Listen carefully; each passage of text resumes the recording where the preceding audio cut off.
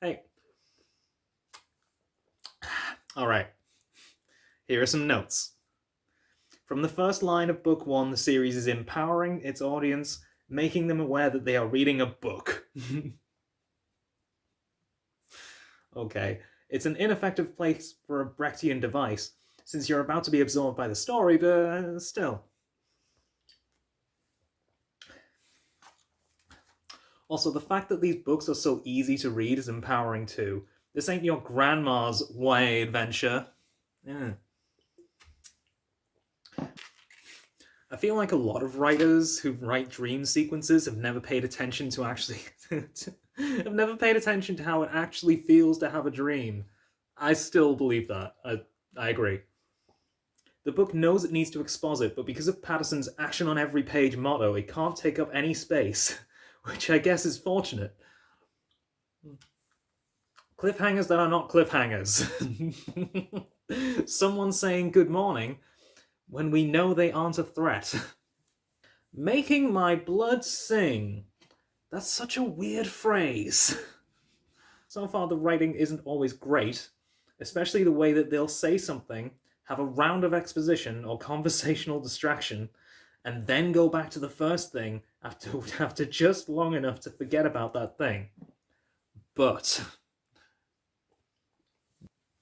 the pacing is great. Oh, okay. Yeah, cool. How the hell can they hear each other speak when they're flying over 90 miles an hour? Never mind, there's no point asking science questions. Okay. Iggy seems to actually quote All Star by Smash Mouth. The flock have never been in an actual fight before the start of the book. That's weird. You would have thought there'd still be some leftover traces of a training regimen in their everyday lives. Okay. So you can see that the early criticisms I'm having are not huge, right? They're just little things about writing. You know, if they had done the first tower thing in the cabin, then flock for life. Then we would have felt Max's absence much more when they did it in the next night without her, and you wouldn't have had to explain that to us. Okay, I mean, to be honest, I wasn't expecting such constructive criticism. If Max has her tracking chip in her, and the erasers are about to need to bring her in, I'm about to burp. I'll cut that burp out, don't worry. Okay. Wouldn't it have been easier to get her while she's schlepping through the woods with a giant gun wound? Or did the chip only record her speed stats? I forgot where that whole thing ended up.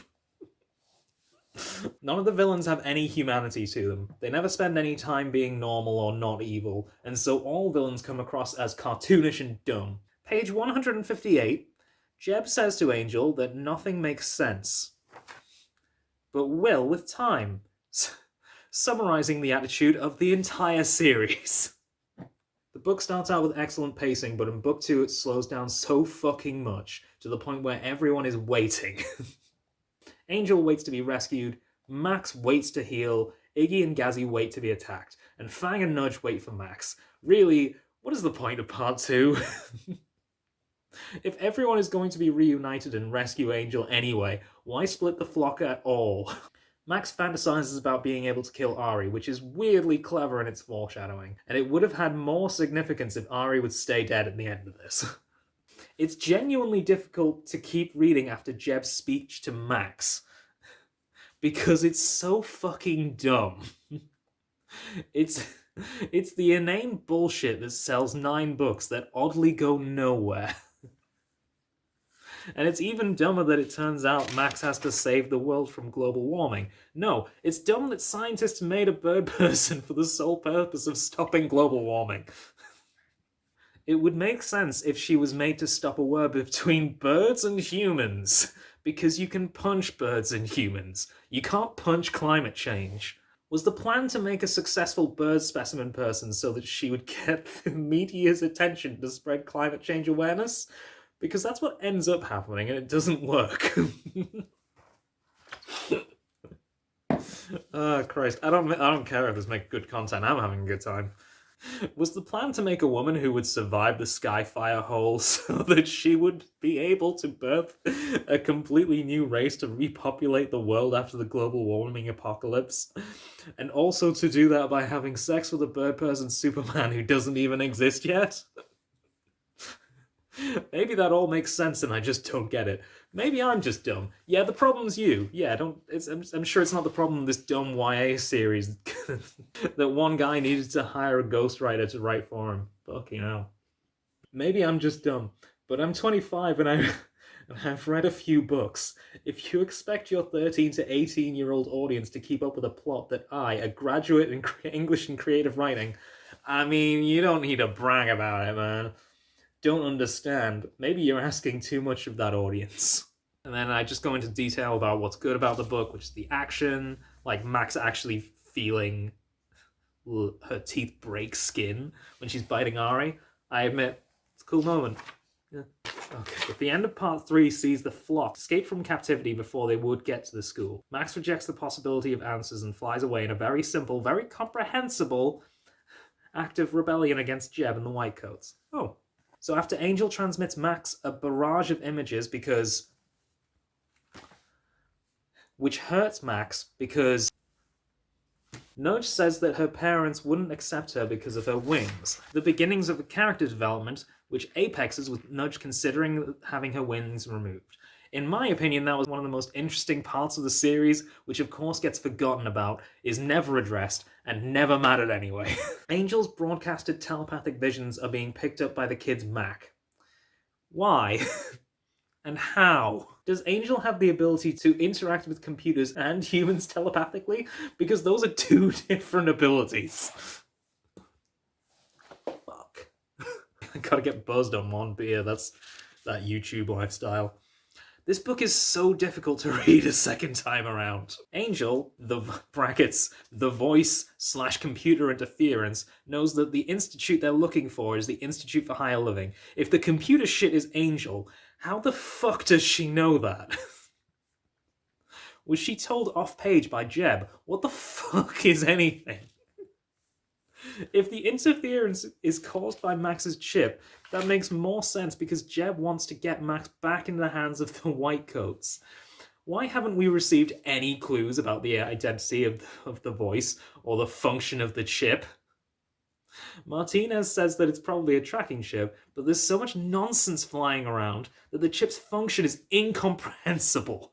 And why even bother having the chip and the voice be different things? It's so needlessly complicated. Fuck. It is. I think that summarizes, that's the entire series. Unnecessarily complicated and dumb.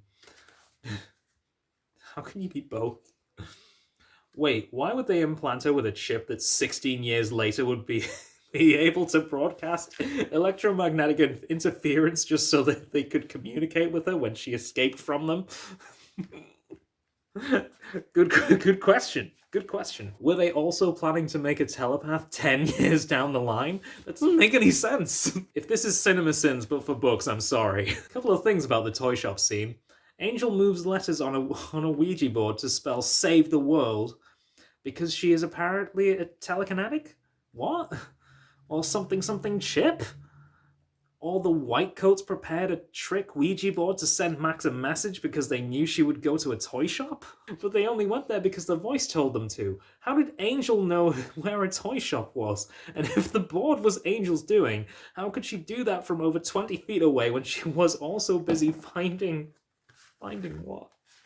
She was also busy finding someone to hypnotize into buying a bear. This was the first I'd heard of her sending a thought. This is a shitty clue that Angel is the voice. But if she can compel people to do shit, then why not just compel Max to go through the exact location of the Institute? Or hell, just tell her to go back to the school. Angel is clearly working in line with Jeb or the Whitecoats or what the fuck ever. So why is everyone so insistent on following the most convoluted plan possible? 9 books, my friend. 10 books, you don't know yet. Had to go to the manga on this toy shop shit. In the manga, much better series, yes, I agree. The message to Max telling her to save the world is very clearly happening when Angel is concentrating on the bear issue the issue. The things are happening at the same time. That's a clue that the voice and the electromagnetic shit are different things. The problem with clues through details like this is that there's no way you can remember them in any depth over the course of 9 books. More Max Ride, more! Angel humiliating a waiter by revealing his thoughts to his manager is genuinely interesting. They keep using the term back history when backstory or history would do. It just sounds awkward and bad, like the book isn't finished. I think the problem with this book is that the whole being on the run thing doesn't have a time limit. That's a legitimate criticism, holy shit. It's like it uses short chapters as a substitute for tension.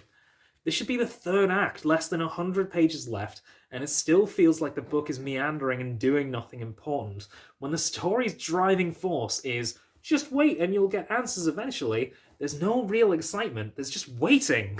Wouldn't it be cooler if at this point we had already reached the Institute and the flock had snuck in with the stolen white lab coats and IDs, and the tension was building while they got closer and closer to being discovered, and then there was a climax with the whole flock against Ari, and then Max kills him in front of everyone. And wouldn't it change her relationships with everyone because now they know she's a murderer and they've seen it happen? Just a thought. I mean, I don't want to toot my horn, but I would read that book. The set pieces might change, but Ari showing up and disappearing just as quickly isn't exciting. It's almost like we've just been told he's a threat, instead of showing us that he's a threat. Yeah, he's strong, but not more so than any other eraser. There is so much potential in this book's ideas, and it just fumbles all of them. Fuck me. So Jeb is granted permission to take hundreds of foot soldiers in order to give the flock an update on their process, and then lets them all go. Why? Why appear in person when they can use Angel and the chip to communicate with them? Why wasn't this the final confrontation? Why is the story still going? Why does Angel learn to breathe underwater? That's not going to help her until book 5. Why not kill one of the flock to make Max insanely dedicated to her goal? Why is any of this happening? This fucking book was not so fucking bad the first time. I want to go back. So Max kisses Fang and begins the romance plot of the series. It's interesting until Dylan shows up. It was like a movie. I was in a movie. Get another phrase, Christ. Even Max thinks the constant riddles are dumb. It's her most relatable feature. Fucking hell. Ooh. Harsh, man. Nudge doesn't just have computer powers, which would make sense. She seems to be able to sense the history and past use of any inanimate object. This will never be mentioned again. Oh, so Max actually kills Ari, but in front of the whole flock. But if they were all there, why didn't they team up on Ari? Will witnessing Max murdering change anything between them? I can't remember. The twist that Ari is her brother is a good one, legit. Fair enough. Just finished it, and I'm very glad. Not very good at anything it sets out to do other than making money. It did. It made a fucking shitload of money. Completely incompetent at exploring its own ideas and explaining what the fuck is happening most of the time. Sometimes it points out how it doesn't make sense. Near the end, Max asks the voice what's up with the headaches she keeps getting. We never get an answer to that. You have to assume it's because Angel can't control how powerfully she projects her thoughts. But that doesn't really make any sense either. Just a bit shit. Read some Maureen Johnson or Neil Gaiman instead. Just get on with your life. So those are my thoughts on Maximum Ride from about 2 years ago. Shout out to Beer